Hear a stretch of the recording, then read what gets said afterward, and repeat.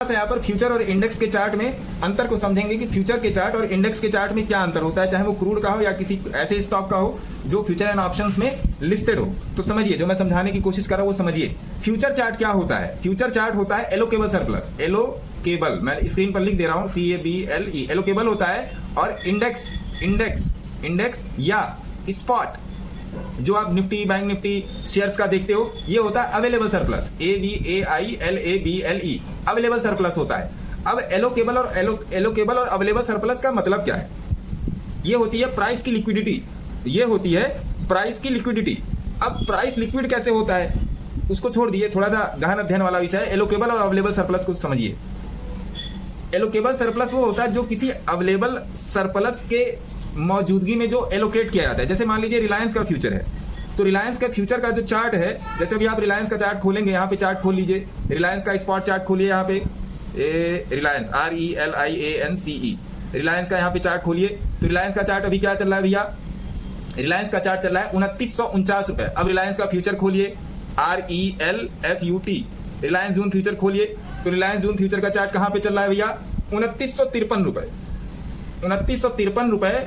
इसे यहाँ पे लिखते हैं, फ्यूचर हो गया 2953 रुपए और स्पॉट हो गया आपका, स्पॉट हो गया 2949 रुपए, 2949 रुपए। तो इसमें एक टर्म होता है discount zone, DISCOUNT, discount zone.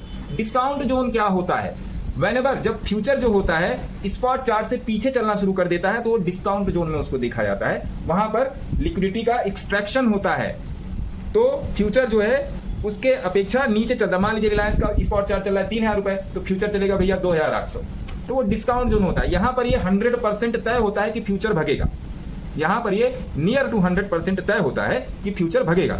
ये जानकारी आप कहीं पर भी जाके यूट्यूब पे पंच कर लो, ये आपको नहीं मिलने वाली। पहली बात ये सुनिए। अब आते हैं एलोकेबल में मिलेगा तब सर। हाँ, एलोकेबल और अवेलेबल सरप्लस पे अब आइए। AVAILABLE, स्पेलिंग देख ताक लीजिएगा, स्पेलिंग पे कमेंट ना कीजिएगा, है ना भैया। तो ये चीज हो गया।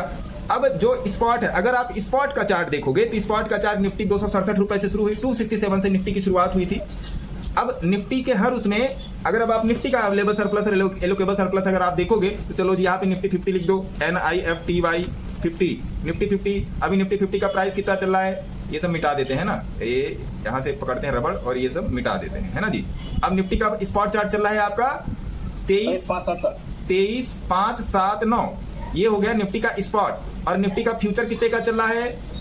चलो जी यहाँ लगाइए, Nifty FUT, NIFTY FUT, Nifty का फ्यूचर कितने का चल रहा है जून का? ये चल रहा है 23,597, 23,597। तो देखिए दोनों नियर हैं, देख रहे हैं, ज्यादा अंतर नहीं है इसमें। एक्चुअली होता क्या है कि 100 से 150 रुपए का अंतर होता है। फ्यूचर 100-150 पॉइंट आगे चलता है जी, फ्यूचर 100-150 पॉइंट आगे चलता है। But whenever future is behind spot, तो there should be a rally, भले वो 100 पॉइंट की रैली, क्योंकि फ्यूचर हमेशा स्पॉट को कनेक्ट करके चलता है। इसी को बोलते हैं डेरिवेशन या डेरिवेटिव्स, फ्यूचर डेरिवेटिव्स इसी को बोलते हैं। डेरिवेटिव्स मतलब क्या? FNO में जो स्टॉक, FNO में कौन अल्लाह कर रहा है, FNO में जो लिस्टेड स्टॉक है, या FNO में जैसे आपका निफ्टी है, बैंक निफ्टी है, सेंसेक्स है, बैंकेक्स है, आपका फिन निफ्टी है, mid cap Nifty, small cap Nifty, large cap Nifty, NCP, TDI, TCL, TTL, ये सब सारी चीजें हैं। बाकी 2-4 जो मैंने लास्ट में नाम लिया आपने नहीं जाने होंगे, ये सब ऑब्जर्वेशन के काम में आते हैं। ठीक है जी, ये हो गया। और अब आपको मेरे ख्याल से इतना समझ में आ गया होगा कि जो फ्यूचर है वो स्पॉट की परछाई है, और इसी से एक्चुअली सब लोग जो निकालते हैं किसी भी ऑप्शन की इंट्रिंसिक वैल्यू या उसको क्या बोलते हैं, टाइम वैल्यू, किसी भी स्टॉक की इंट्रिंसिक वैल्यू और टाइम वैल्यू जो निकालते हैं वो लोग स्पॉट से निकालते हैं। बट नहीं, जैसे आप निफ्टी मान लीजिए 23,000 के ऑप्शन मान लीजिए 100 रुपए का चल रहा है, तो आप उसकी इंट्रिंसिक वैल्यू, टाइम वैल्यू निकालते हो, इससे क्या कहते हैं, स्पॉट के चार्ट से। लेकिन ये सही विधि नहीं है, क्योंकि वो डेरिवेटिव ऑप्शंस है, क्योंकि वो फ्यूचर एंड डेरिवेटिव का पार्ट है, इसलिए हमेशा उसको फ्यूचर से निकाला जाता है। यहाँ से एक मोटा वैल्यू आ जाती है, वो भी मैंने आप लोगों को निकालने के लिए कभी नहीं बोला है। क्यों नहीं निकालने के लिए बोला है? उसको निकालने की जरूरत ही नहीं है इंट्राडे के लिए। Whenever you are trading in hedging, आप किसी टाइप का हेज बनाते हो, लैडरिंग करते हो, कैलेंडर स्प्रेड बनाते हो, दोनों तरफ से हेज करते हो, मार्जिन डिस्टर्ब करते हो, इन सब चीज़ों में वो सब चीज़ें काम आती हैं। तो मेरे ख्याल से इसमें आपको कोई शंका और सुबह रह नहीं गया होगा, ये आपको समझना पड़ेगा। अब आ जाते हैं अपने मेन पॉइंट पे कि जो अभी चार्ट हम लोग देख रहे थे, वहां पर मेरा व्यू क्या था और मेरे व्यू के ही हिसाब से क्यों चला। व्यू समझिए, मार्केट में टेक्निकल है, टेक्निकल के अलावा और कुछ भी नहीं है। फंडा और मेंटल देखते रहिए, अपना मौज लीजिए फंडा और मेंटल में। लेकिन मार्केट में जो है 100% टेक्निकल है। बहुत कम होता है कि मार्केट टेक्निकल से ना चले, लेकिन जिस दिन मार्केट टेक्निकल से चल रहा है आप उस दिन मार्केट को टेक्निकली ही पकड़ना पड़ेगा। जब तक टेक्निकली नहीं पकड़ेंगे तब तक काम नहीं बनेगा। ये बात क्लियर है सर? है?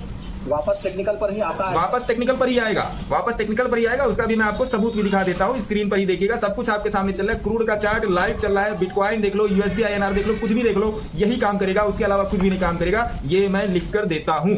हाँ, करना क्या है, प्रैक्टिस आपको करना है ना जी, प्रैक्टिस आपको करना है ना जनाब।